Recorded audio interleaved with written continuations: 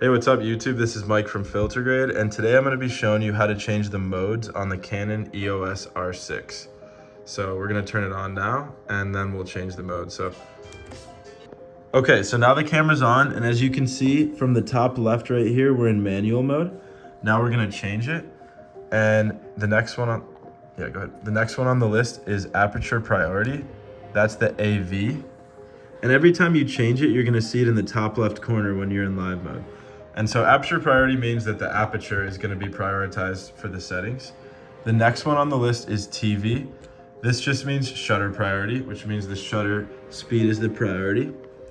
Next, after that, we have P, which is for program. And you could just program it to do different settings. And then after that, we have FV, which is flexible priority. This is specific to Canons, and it just allows you to do a combination of the different exposures and set them. After that, we have an interesting one called fully automatic shooting, which is A+. You can see in the top left there. This one is prioritizing a subject or a person. And then after that, the next one is just for video or filming mode, and you'll see the video camera. The next three we're just gonna skip by. They're just different presets. And then the last one is B, which stands for bulb.